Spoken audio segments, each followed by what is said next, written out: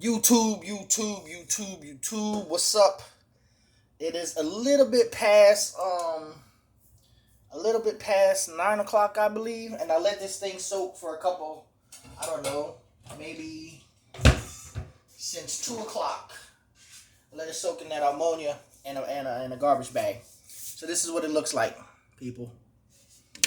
All right, it ain't all the way clean. Still got a little bit of blackness in it. But if you go look at the last video I made, you'll see that this is a whole lot different. A whole lot different. Okay. Now, the only place that I did scrub a little bit was up here because I tried to get, I believe it's up there. Well, where is it? No, right here. I did try to scrub that a little bit, so I'm not going to hide that from you because this didn't work. Now, if I would have let it sit there for like a couple days, all this black stuff right here, this would have been gone. This is food particle right here. So, as you can see the difference, if you go look at that last video from what it looked like to what it is now, it's like almost new. Almost new. Alright? So it's real close. And it's not greasy. There's hardly no bumps. But it's got a little bit, but it's still nice and clean. You can bake cookies on it again. So that's what happens when you soak it in ammonia. You get most of that stuff out of there, off of it. But I did try to scrub that little edge, but I scraped it, which I screwed it up, which I shouldn't have done. But all we do is bake cookies on it, so it's not a big deal. Or bake cookies and garlic bread on that thing. So, for those of y'all wanting to know, ammonia and it should work on grill. Someone said in the comment section that they're going to try it on their grill. It should work on your grill, but my advice is scrape it before you put the ammonia in because it's got to penetrate a certain amount of food, and I don't think it can penetrate a really thick amount of food. So scrape your grill down first, and then put it in ammonia. No water. Don't mix it with water. All right, just straight ammonia and make your grill dry up. Then ammonia, then soak it in ammonia. Make sure it's wet with the ammonia, and put it in a garbage bag. Now you can get a whole gallon of ammonia and possibly put it like in a cooler. All right, lay your grill down in a cooler, a big old cooler. I don't know, Yeti cooler or just regular Igloo cooler, and pour ammonia over it. Just let it sit there, let it soak for I don't know a couple days. And it should come out nice and shiny. I mean, hell, if you guys look at this, these things here, these things were black. All right. So when we moved in this apartment, these things weren't looking like this. These things were black. Now this here, what you see here, that's not food. That's just rust. Now there's another way to get rid of rust, and you can use vinegar to get rid of rust. You can soak this in vinegar, and most of that will come off and become shiny again.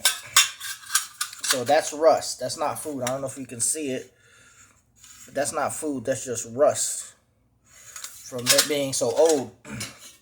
But this one was also black, but most of that is gone. Right back silver again. So, yeah, it's a harsh chemical, right? And I'm not going to lie, ammonia is a harsh chemical. You don't want to smell it. You want to get a fan going and blow it away from your face, all right? Or get a vent going, or put a mask on, but you can still smell it through the mask somewhat. But yeah, man, it'll get the shit clean. It'll get it clean instead of you sitting up there all day scrubbing, trying to get it off, and then possibly fucking up your pan or fucking up whatever it is you're cleaning. And now grill you can scrub, but it should. If your grill there's no grills that was ever silver. They're black. Most grills are just black. But if it was silver before, it should get it back silver again. It just kills whatever it is that's living on your pots and pans or whatever. Now, I also did. I want y'all to check this out. I did this. I brought this out earlier, but I don't know if you guys can actually see. It's nice and silver. It was still got black parts on it, but I pulled it out earlier than that. So that's still somewhat silver. You feel me?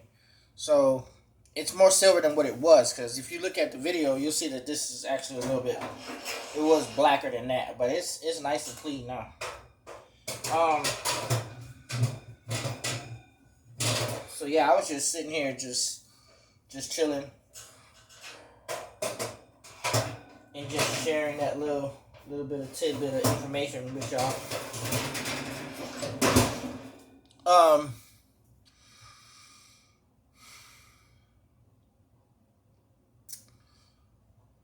Oh, I am planning on buying another Zerzov, but I need to know from you guys, if you purchased Zerzov before, what I know from a lot of y'all that I talked to already. I talked to a few reviewers, handful of reviewers, and they said that Naxos is just hands down the best Zerzov that they smell.